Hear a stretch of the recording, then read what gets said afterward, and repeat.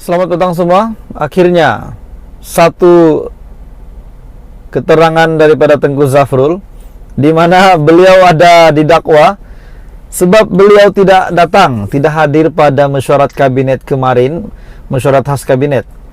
Semua menteri yang dilantik ada datang, tetapi beliau sahaja sebagai menteri dalam MITI, beliau sahaja yang tidak datang. Jadi menjadi tanda tanya ramai orang kenapa beliau tidak datang. Rupanya satu kenyataan yang sudah Tengku Zafrul buat di Facebook, laman Facebook beliau, bahwa banyak yang mendakwa beliau pergi ke Qatar untuk tengok main bola, tengok World Cup. Aduh, sebenarnya tidak. Beliau pergi ke Abu Dhabi sebenarnya atas urusan negara, atas urusan kerja. Jadi satu penjelasan daripada Tengku Zafrul Anda boleh lihat di laman Facebooknya. Beliau sebenarnya pergi ke Abu Dhabi atas urusan kerja. Jadi hari ini satu berita yang rasmi diumumkan daripada yang di Pertuan Agong daripada biharian.com. Tapi sebelum itu saya meminta jasa baik kamu untuk tekan butang subscribe supaya kamu tidak terlepas perkembangan terkini isu hangat politik di Malaysia. Hari ini daripada biharian.com, Agong bangga kejayaan Petronas jalin kerjasama sulung dengan syarikat minyak UAE. Yang di Pertuan Agong Al-Sultan Abdulari Ayatuddin Al-Mustafa Billah Shah bertitah kejayaan kerjasama sulung antara syarikat pengeluar minyak dan gas Malaysia dengan Emiria Arab Bersatu UAE amat membanggakan negara.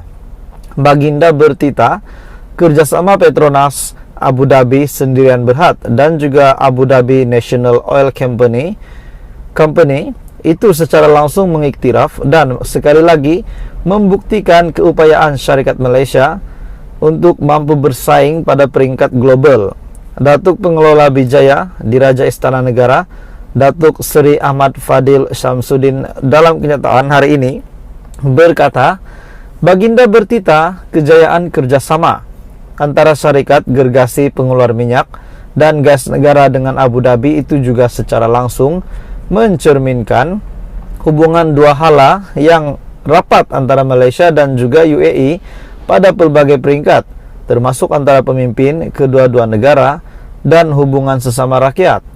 Al-Sultan Abdullah turut menzahirkan harapan supaya kerjasama itu akan membuka lembaran baru kerjasama strategik dalam pelbagai sektor antara kedua-dua negara, termasuklah sektor ekonomi demi kepentingan dan kemakmuran bersama, katanya.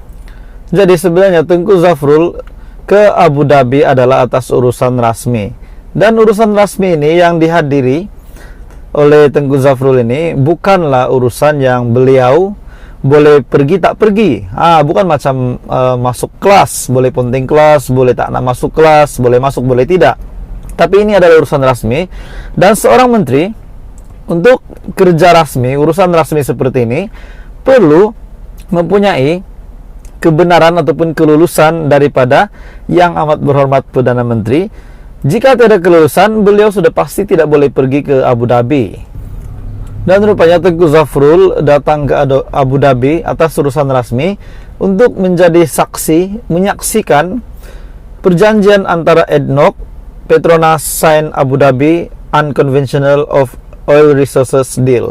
Jadi itu adalah alasan kenapa Tengku Zafrul tidak dapat hadir ke mesyuarat Menteri Kabinet, mesyuarat khas Menteri Kabinet. Jadi tuan-tuan dan puan, berita hari ini di mana yang di Pertuan Agong telah bertitah, Agong bangga kejayaan Petronas jalin kerjasama sulung dengan syarikat minyak UAE. Di mana yang di Pertuan Agong Al-Sultan Abdulari Ayatuddin Al-Mustafa Billah Shah bertitah kejayaan kerjasama sulung antara syarikat pengeluar minyak dan gas Malaysia dengan Emiria Arab Bersatu UAE amat membanggakan negara. Selamat petang tuan-tuan dan puan-puan semua, salam sejahtera. Terima kasih kerana mempunyai masa untuk menonton video hari ini. Jadi sebelum saya sampaikan isu hangat kepada anda semua pada petang ini, saya ingin meminta anda, kerjasama anda, jasa baik kamu untuk subscribe channel ini supaya kamu tidak terlepas perkembangan politik di Malaysia. Hari ini satu lagi berita yang sangat ini memang panas bagi saya, sebab satu lagi kenyataan ataupun pendedahan baharu di mana pendedahan ini mengeluarkan maklumat bahwa Barisan Nasional dan Perikatan Nasional sebenarnya boleh bergabung. Dan satu kenyataan daripada individu daripada bersatu yang mengatakan bahwa mungkin Barisan Nasional UMNO akan menyertai Perikatan Nasional sekiranya tiada Muhyiddin di Perikatan Nasional. Jadi berita hari ini, tanpa Muhyiddin, Barisan Nasional dan Perikatan Nasional boleh jadi kerajaan. Perikatan Nasional didakwa terlepas peluang untuk membentuk kerajaan bersama dengan Barisan Nasional selepas PRU ke-15 kerana pengerusinya Tan Sri Muhyiddin Yassin yang bertegas mahu menjadi Perdana Menteri. Seorang pemimpin bersatu yang enggan dikenali percaya UMNO mungkin lebih terbuka untuk bekerja sama jika ia dipimpin oleh pemimpin yang lebih pragmatik seperti Setiausaha Agungnya Datuk Seri Hamzah Zainuddin. Jadi, menurut artikel ini saya berpikir, siapakah pemimpin daripada bersatu ini yang membuat kenyataan begini? Adakah pemimpin yang membuat kenyataan ini tidak menyokong Muhyiddin Yassin? Ataupun ada lagi kejadian lompat parti, lompat sana sini, tidak tahulah tuan-tuan dan puan. Jadi, kenyataan ini UMNO tahu Muhyiddin mahu menamatkan riwayat parti itu. Jadi bagaimana mereka boleh bekerja sama dengan Perikatan Nasional? Bersatu, pimpinan Hamzah boleh bekerja sama dengan UMNO dan PAS. Kunci kepada penerimaan UMNO ialah Hamzah Zainuddin yang tidak mahu membunuh UMNO, bukan seperti Muhyiddin.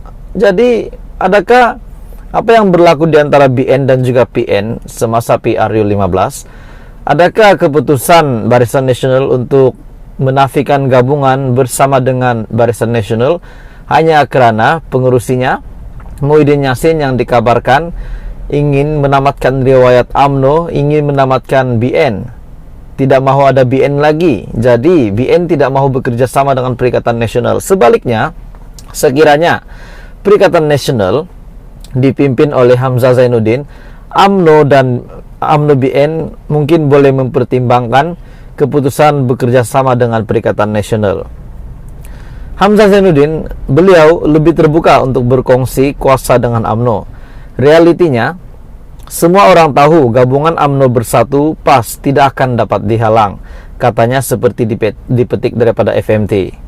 Menurut sumber berkenaan, 6 bulan akan datang adalah penting untuk penyatuan BN-PN dan rakyat menantikan Muafakat Nasional 2.0 seperti itu.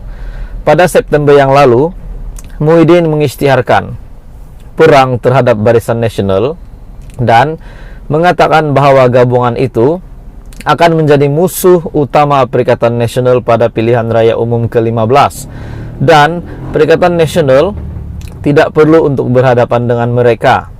Dan pada PRU 15 pula, kesemua parti yang tidak dapat majoriti dan yang menyebabkan parlimen tergantung kerana tiada gabungan memenangi kerusi yang mencukupi untuk membentuk kerajaan.